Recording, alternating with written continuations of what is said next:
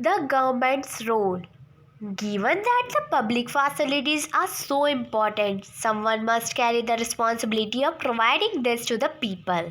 So, हमने यहाँ पढ़ा कि पब्लिक फैसिलिटी बहुत ही ज़्यादा ज़रूरी है और ये किसी ना किसी का रिस्पॉन्सिबिलिटी होती है कि वो सभी लोगों तक प्रोवाइड करवाए, जो पब्लिक फैसिलिटीज़ है वो सभी सिटीजन्स तक जाए. This someone is the government. यहाँ पर जो समवन है वो है गवर्नमेंट. सो एक गवर्नमेंट की रिस्पॉन्सिबिलिटी है कि जो फैसिलिटी है वो सभी तक पहुँचे, यानी सारे सिटीजन्स तक. One of the most important function of the government is to ensure that the public facility are made available to everyone. So एक और इम्पॉर्टेंट फंक्शन है गवर्नमेंट का कि वो उनको एंश्योर होना पड़ेगा कि ये जो पब्लिक फैसिलिटीज़ है वो सभी तक अवेलेबल हो. ऐसा नहीं है कि कुछ लोग रह जाए, सभी को मिलनी चाहिए.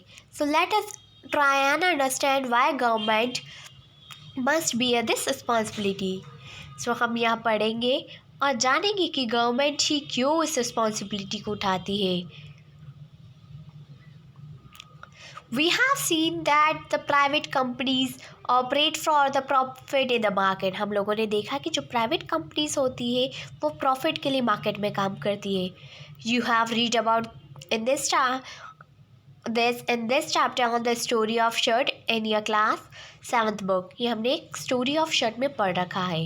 इन most of the public facilities there is no profit to be had. जैसे कि पब्लिक फैसिलिटीज़ में कोई प्रॉफिट नहीं होता है. For example, what profit are assured to a company for keeping the drain clean और running an anti malaria campaign. A private company will probably not be interested in undertaking such work. So जैसे कि हम example दे सकते हैं कि drinking water drains clean रहे, anti malaria campaign हो, तो इस वजह से उनको कोई प्रॉफिट नहीं मिलता है. लेकिन कोई भी प्राइवेट कंपनी इस काम को करने में इंटरेस्टेड नहीं होती, क्योंकि प्राइवेट कंपनी हमेशा अपने प्रॉफिट के बारे में सोचती है. But for other public facilities such as the schools and the hospitals, private companies may well be interested. लेकिन अगर कोई स्कूल खोलना है या हॉस्पिटल की कोई फैसिलिटी है तो प्राइवेट कंपनी हमेशा इंटरेस्टेड रहती है. We have many of this particularly in the large area. Similarly, if you are living in the city, you will have seen the private companies supplying the water through the tankers or supplying the drinking water in the sealed water. हम लोगों ने देखा कई सारी cities में private companies tankers provide करवाती है और ड्रिंकिंग वाटर भी सप्लाई करती है सील्ड वाटर में. On such cases private company provided the public facility but at the price that only some people can afford. लेकिन प्राइवेट कंपनीज जो है वो पब्लिक फैसिलिटी प्रोवाइड तो करती है, लेकिन उसकी प्राइस ऐसी होती है कि कुछ ही लोग उसको अफोर्ड कर पाते, सभी लोग उसको अफोर्ड नहीं कर पाते हैं.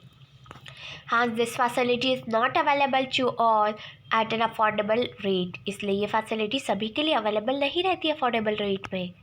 If we go by the rule that the people will get as much as they can pay, for the many people who cannot afford to pay for the facilities will be deprived of the opportunity to live in the decent lives.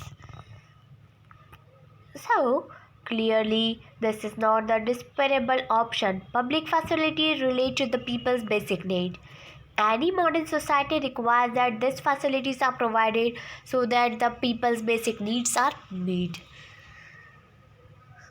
The right to life that the Constitution granted is for all the people living in the country. So, जो right to life है constitution ने लागू किया है, संविधान ने लागू किया है, तो ये सभी लोगों पर लागू होता है. जो भी भारत का निवासी है सभी के लिए सेम रूल फॉलो अप होगा. The responsibility is to provide the public facilities therefore must be that of the government. So where does the government get the money for the public facility? Yes, it's a very good question कि public facilities के लिए government को पैसा मिलता कहाँ से है. So इसका आंसर हम जानेंगे. Every year you must have heard that the government budget being presented in the parliament. हर साल हम सुनते हैं कि गवर्नमेंट का बजट पार्लियामेंट में जाता है. न्यूज़ में हर वक्त हमको हर साल देखने को मिलता है। This is an account of expenses that the government has made on the programme in the past years and how much it plan to spend in the coming year. So वहाँ पर वो बजट बता दिए कि कौन कौन सी facilities में उसने बजट कितना अमाउंट पे किया था, कितना उसका बजट है लास्ट ईयर, क्या कौन कौन से प्रोग्राम्स हुए थे जिसमें कितना कितना पे किया उन्होंने। सो वो अब आने वाले साल में जो प्रोग्राम होने वाले हैं उसके बारे में भी कंप्लीट इन्फॉर्मेशन पार्लियामेंट हाउस में जाके बताते हैं कि अपकमिंग इवेंट्स कौन कौन से और अपकमिंग इवेंट्स में कितने पैसे लगने वाले हैं। In the budget, the government also announced that the various ways in which it plans to meet the expenses. The main source of revenue for the government is the tax collected from the people, and the government is empowered to collect this tax and use them for such programs. So, जो main source of revenue है उनका, तो वो हम ही लोगों से यानी जनता से जो टैक्स कलेक्ट करते हैं वहीं से उनको पैसे मिलते हैं। टैक्स कलेक्ट करने के बाद वो हमारे ही पैसे हमको फैसिलिटीज़ के रूप में दे देते हैं। For instance, to supply the water, the government has to incur the cost in the pumping water, carrying it over the long distance, laying the down pipes for the distribution, treating the water for impurities, and finally collecting and treating the wastewater. It means that the expense is partly from the various taxes that it's collected and partly by charging a price. The price it's set so that the people can afford a certain minimum amount of water for their daily use.